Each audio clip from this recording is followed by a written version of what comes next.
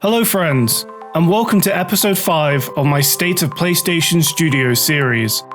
This time, we're analysing Haven Studios, the developer of the upcoming multiplayer shooter Fairgames. Sony are clearly confident in this competitive heist experience, as Fairgames was the first trailer shown in the May PlayStation showcase. But should you be excited? Keep watching and find out, because I guarantee you'll be surprised where this video takes you, especially as it involves both PlayStation leadership and the PS5 architect Mark Cerny. So like and subscribe if you enjoyed the video, and let's get into it.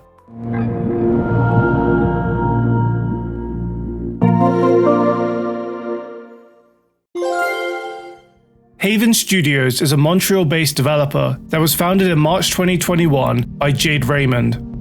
If you were paying attention to the industry back in 2007, I'm sure you'd recognize her, as she was the face of the Assassin's Creed franchise just as Ubisoft was about to release the first game. She then went on to serve as executive producer for a bunch of other Ubisoft games, including Assassin's Creed 2 in 2009, Splinter Cell Blacklist in 2013, and both Watch Dogs and Far Cry 4 in 2014. That's a pretty solid track record, and certainly a much better slate of games than we've gotten from Ubisoft this generation. So it's no surprise that in July 2015, her success opened the door to join EA and form Motive Studios, which would also be based out of Montreal. She was also working with Visceral Games, and more specifically, creative director of the PS3 Uncharted trilogy, Amy Hennig, on her Uncharted-inspired Star Wars game. Again, if you were paying attention to the industry back then, you know full well just how bad EA were due to their disdain for single-player experiences.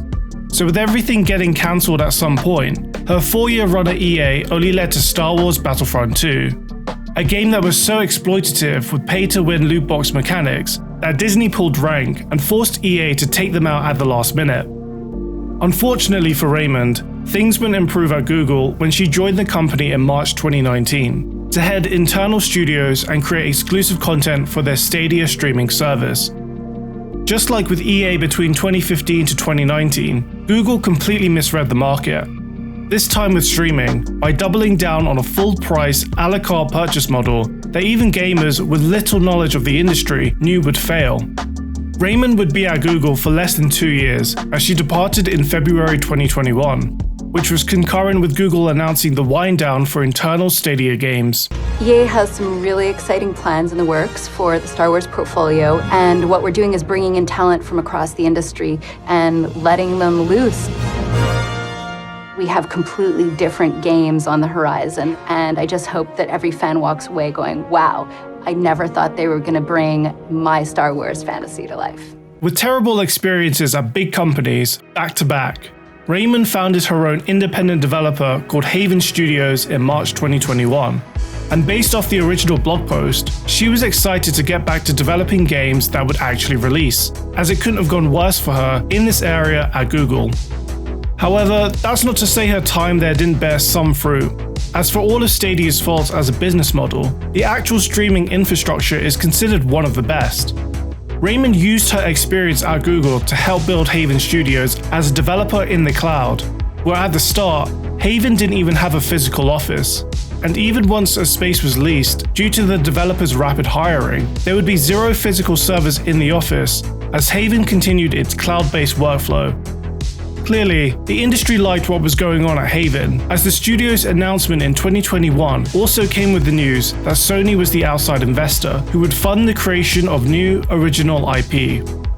It was precisely this PlayStation funding that allowed Haven to scale up so quickly, with veterans from AAA teams, including many from Raymond's old places of work at Google and Ubisoft, joining in droves. Likely because they too were also tired of the old way of making games and were energized by the innovation at Haven. Not just with the cloud tech, but also with the flat structure that would allow decisions to be made quickly due to no bloated middle management getting in the way. Then on March 21st, 2022, less than a year since Haven was officially revealed, PlayStation had already seen enough to put a ring on it and announced they had acquired the developer, who now had a headcount of around 150. Clearly, whatever game they were developing was going well, but it would be just over a year before the public would see it.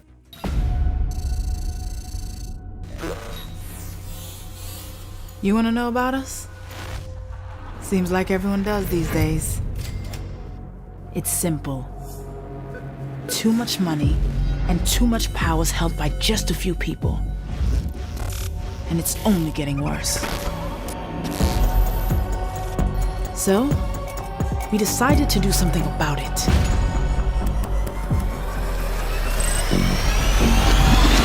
Let's go. I remember the day well.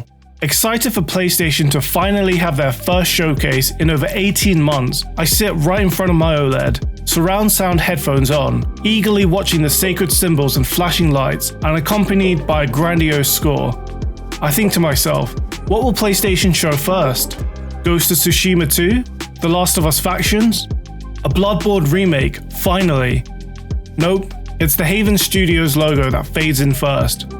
Surprise hits me. I didn't think they would be ready to even announce the name of their new IP yet, let alone be far enough along to do a proper reveal. One that warrants being the first trailer of Sony's first showcase in September 2021. A minute of the trailer goes by, and all I can think is, well, the game certainly looks like it comes from former Ubisoft devs who worked on Watch Dogs. But surely once the CG trailer ends, we'll get a deep dive into gameplay, progression mechanics, its monetization model, etc. After all, we already knew this would be one of PlayStation's 12 live service games. And with Sony having little to no experience in live service outside of Bungie, they haven't established any faith with PS5 owners that they can execute this type of game successfully. This is their first impression.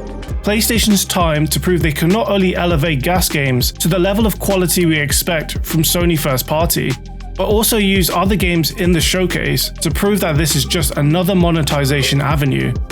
Not one that would take away from the single-player spectacles that put PlayStation in this dominant position to begin with. The 2-minute CG trailer ends and we move on to another CG trailer of another PlayStation Studios live service game in Helldivers 2. As you can tell, I wasn't a fan of the trailer or the showcase, and clearly I'm not the only one based on Fairgames' YouTube like to dislike ratio. The CG essentially tells us nothing about the game, which if you've been following the channel for a while, you know how much I slated Xbox's 2020 and 2021 showcases for. The trailer doesn't even tell us if it's in first or third person. Don't worry though, I've done the research to tell you what Fairgames is and whether you should be excited about the actual game itself. I think, Sony really does have the best reputation for supporting the creative process and supporting dev teams. I've done a lot of talking to different developers about their experience, working with different publishers, and Sony does stand out as being a company that really understands the creative process and developing games and supports the dev teams and gives them the autonomy they need. So that was a big attractor. Also, just we're all sort of, big fans since we're kids of Sony. So there's something really cool about getting to work on a, first party PlayStation game that was really appealing to us. For a lot of people, a dream of something they wanted to do. So it was, I guess just we're all super, super excited about the opportunity. Haven's website describes Fairgames as a fresh take on the multiplayer heist genre, where you join an underground movement to rob the ultra-rich and rebalance the scales. Basically, you're a modern-day Robin Hood in a live-service PvP game that Haven wants to keep players entertained with for years to come. Also, as is most likely the case with all of PlayStation's live service games, it has already been announced for PC as well as PS5, which was not the case when the game was first discussed by Haven. A smart move by Sony, considering live service games need as many players as possible to have the best chance of remaining popular long term. And although it hasn't been specifically stated, I'm assuming the announcement of the PC version before the game's release means Fairgames is coming to both PC and PS5 day one, because it would be really stupid to limit your live service games to just the PS5 at launch. I still couldn't tell you if the game is first or third person though. Anyways, now that you know all that's publicly out there regarding Fairgames, do I think you should be excited about it? Honestly, it's a tricky one. When it comes to the actual game itself, Fairgames couldn't have had a worse reveal for the reasons discussed earlier in the video. And to be fair to Haven, I put most of that criticism on PlayStation leadership. You know, it's been over 18 months since the last showcase. You know, PS5 owners pretty much have no clue what's coming from first-party studios after Spider-Man 2. Who thought it was a good idea to have the showcase announce 0 single-player games, but reveal 4 live service games, 3 of which were done so with just CG trailers? Sony couldn't have started off their live service vertical in a worse place, and now games like Concord and Fairgames will forever be at a disadvantage, fighting an uphill battle to be given a fair chance because they had such a bad first impression. From the little we know, Fairgames sounds like it has potential, and for me personally, I am a huge fan of the first 2 Watch Dogs, but the game itself has done next to nothing to get me hyped so far. However, there are reasons outside the game to feel much more confident. I think the pandemic, more than anything, has proven that games is the social gameplay is the social glue that binds communities. I mean, we really see, and especially for the younger generation, I mean, this is what you do and how you make friends and the way you hang out and spend time. And so that's something we really want to build on and design for. You know, it's all about what I did or what you know, my personal stamp is on the thing.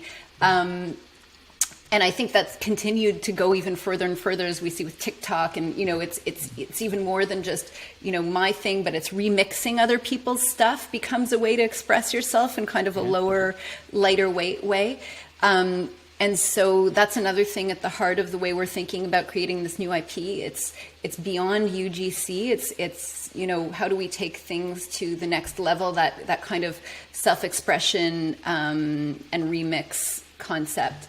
For me personally, and also for the co-founders and the team, it's a question of how do we create an IP that has all of that appeal and that depth, but is actually designed to be owned by the fans from the start. So when we created Assassin's Creed, you know, we were really thinking, how do we design an IP that can be owned by professional creative teams in the future? So we had this idea of, like, you know, if we create a framework of, you know, anything that takes place in a historical moment in history and has the assassins behind it, you know, will be consistent with the brand so teams can own that and continue to evolve it.